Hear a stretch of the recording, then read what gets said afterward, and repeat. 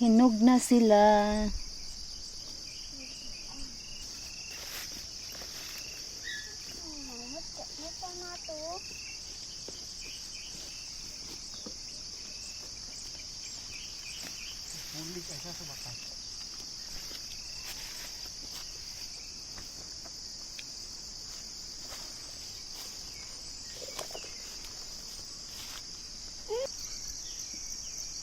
Muna ta.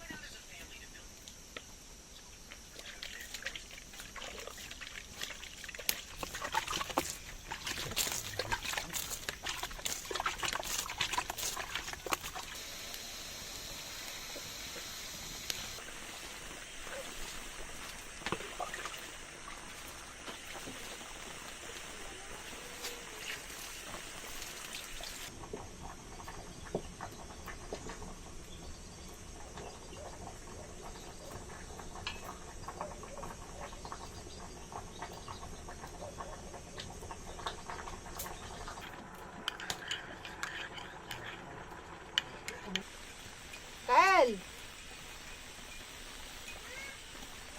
Nino?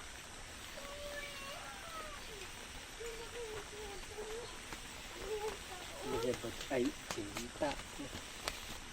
Tumusun na?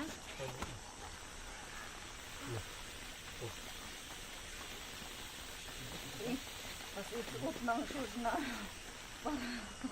Para kang... Hindi na ikaw luwa.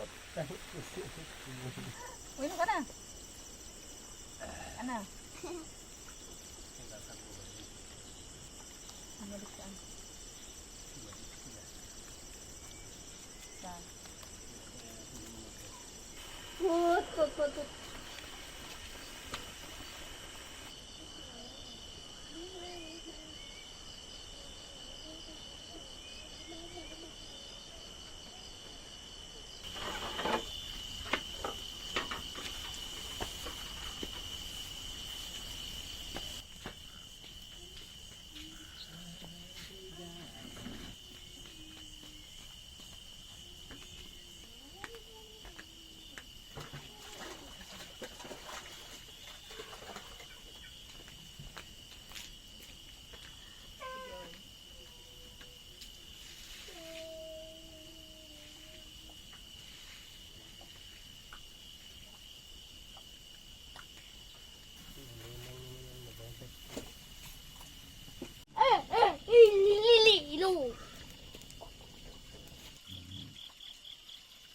ito ang aming hapunan ngayon. Isang pirasong tilapia na pinaghati-hati. Tapos pechay.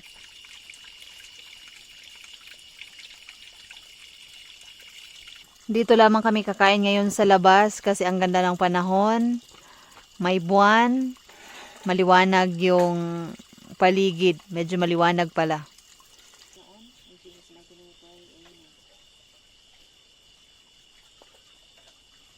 Mangan, kain tayo.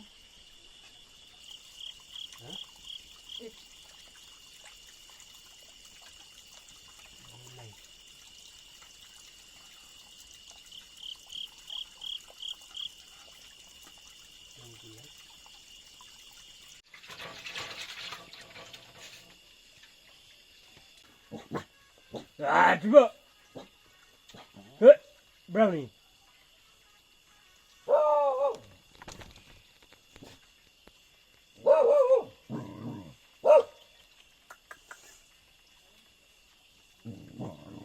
Bago kami matulog ay lulutuin na namin itong jam para kinabukasan bawas na yung aming mga gawain. Madali lamang ang pagluto pala nito. Ilagay lamang ito sa kawali, lagyan ng asukal, kaunting asin, lemon, pero wala kaming lemon kaya vinegar yung aming ginamit. Ganun lamang siya kabilis lutuin. So itong aming nilagay ay muscovado, yung kakaluto lamang na asukal galing sa sugarcane juice. At dinagdagan na rin namin ng kaunting brown sugar kasi baka magkulang yung kanyang tamis. Antayin lamang itong kumulo at palamigin at isalin sa malinis na jar.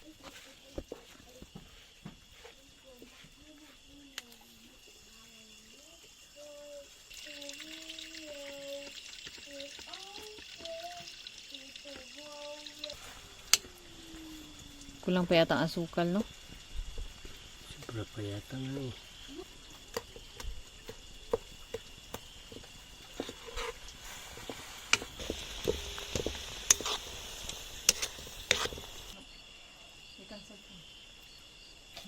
Piya. Piya, oh? No? Akay, tamang piya. Akay, tamang piya.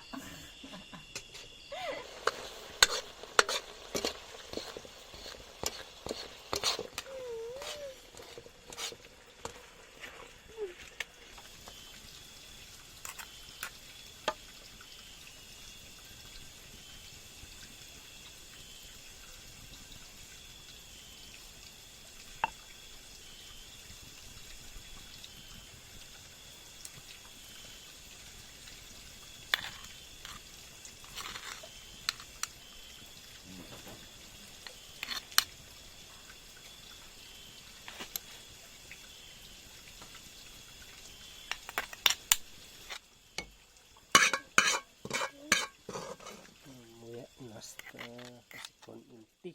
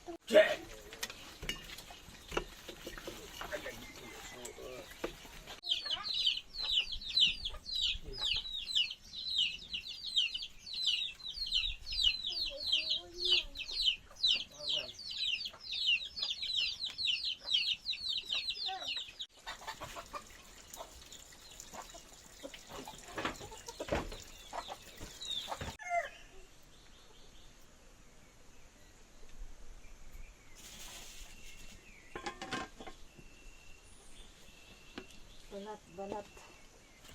Ay, no. Itong aking babalatan ay atsuete. Malamang ang iba sa inyo ay familiar sa food coloring na ito. Ito ay ginagamit namin dati na pangkulay ng aming kuko. Laruan lang at hindi naman talaga namin na masyadong binibigyan ng importansya na gamitin pangkulay ng mga lutuing pagkain. Pero ngayon kasi no, ang mga ganito ay nabibili na rin online. Tapos, nakuha namin ito doon sa kabilang bundok na aming pinuntahan. So, ang nanguha talaga nito doon sa pinakapuno ay yung pinsan ni Mister.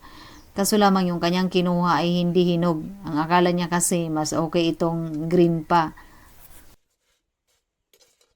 Para mabigyan ng hustisya yung aming ginawang wild raspberries jam ay nag-bake na rin ako ng pandesal dito lamang sa kawali.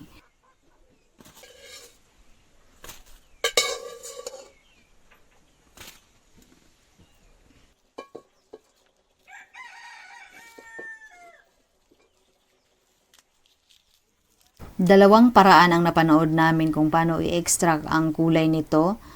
Yung isa sa pamamagitan ng paglagay ng mga buto doon sa tubig, no, at may iiwan yung kulay, at yung isa naman sa paggawa ng powder. Yung amin kasi gagawin naming powder, kaya ibibilad muna namin ito at tamang-tama dahil summer ngayon, mas madaling matuyo.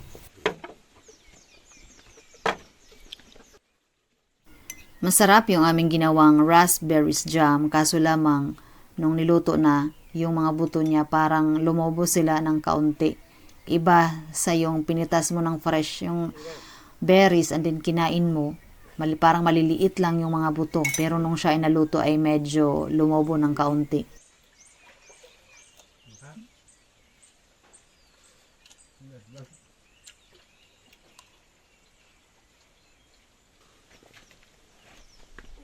Ya?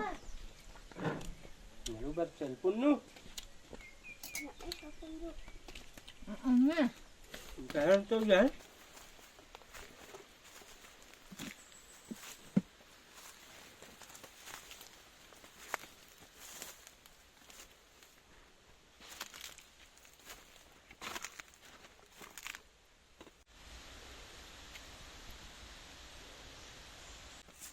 Isa sa mga palatandaan para malaman na ligtas ang mushroom na ating nakikita sa ating paligid, no, itong mga wild mushroom, ay kapag ka may mga lumilipad-lipad na lamok sa malapit nito.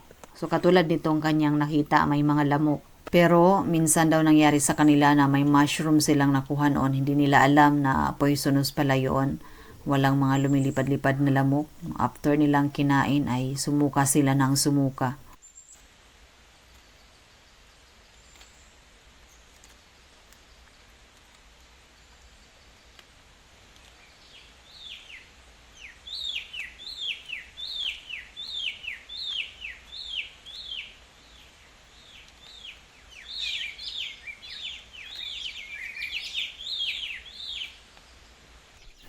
Ang isang to, pagkatapos niyang maligo ay nagmerienda na naman.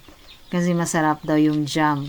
Yung lasa kasi niya ay yung pinaghalo nga maasim at katamtamang tamis, kaya gustong gusto niya. Ganito kami magtanim ng sunflower, hindi namin dinidirekta sa lupa. Pinapatubo muna namin at kapag pwede na siyang itanim, saka lamang namin itatransfer doon sa lupa para sigurado talagang tumubo. Kasi kapag dinirekta mo ang buto ay kinakain ito ng mga langgam.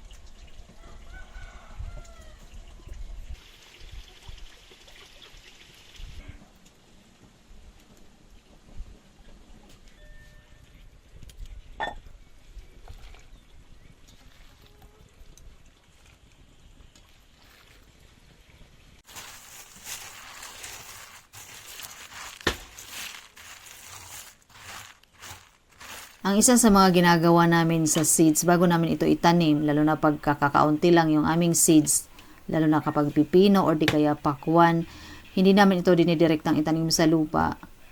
Pinapag-sprout muna namin sila doon sa basang towel, tapos itago ng mga 2 araw, yung hindi talaga hindi sila makasagap ng liwanag ng araw. Tapos after 2 days kapag maganda yung seeds, ayan na, makikita mo na yung possible nilang ugat. O ganun po yung ginagawa namin. Bago kami kumain, sabi nitong isa, "Ako lang ang kakain nito, magulam kayo ng dilata." "Bakit naman?" "Kasi baka may lason. Sabi mo may lumilipad na lamok." So parang for safety lamang, ayaw niyang pakainin ako kasi yung anak namin hindi ba talaga kakain nun. Lumipas ang ilang araw, buhay pa rin naman kami. So, nangyari na kasi minsan sa kanila yon na nalason sila dun sa kagubatan na kinuha nila ng mushroom nga na walang lumilipad-lipad na mga lamok. Kaya nadala na siya dun sa kanyang naranasan.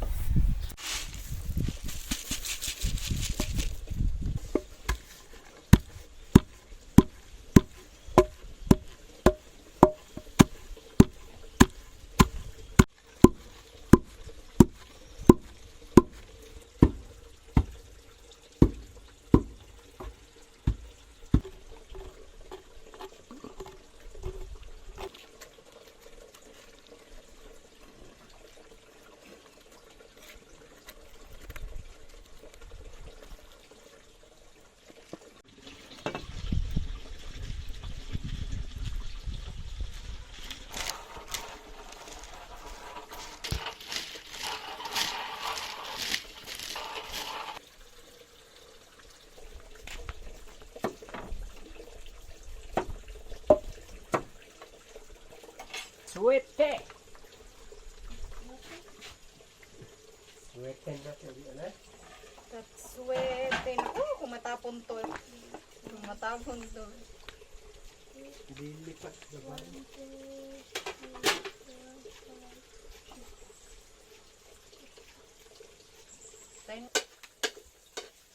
At para muling mabigyan ng hustisya itong aming gagawing atsuwete powder, ay magluluto kami ng adobong manok na aming hahaluan itong powder na aming ginawa para makita talaga natin kung gaano kaganda yung kulay ng ating mga lutuing pagkain pag hinaluan natin itong ating organic na food coloring.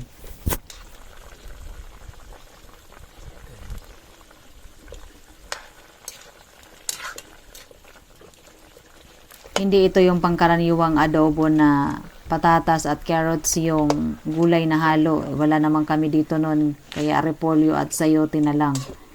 So, ang kulay ay talagang maganda. Red, orange.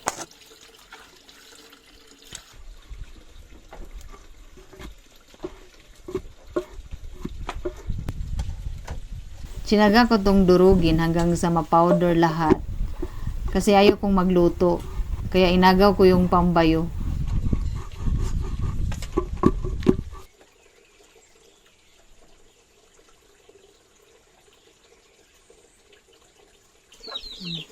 Maraming salamat po muli, Native Kalinga.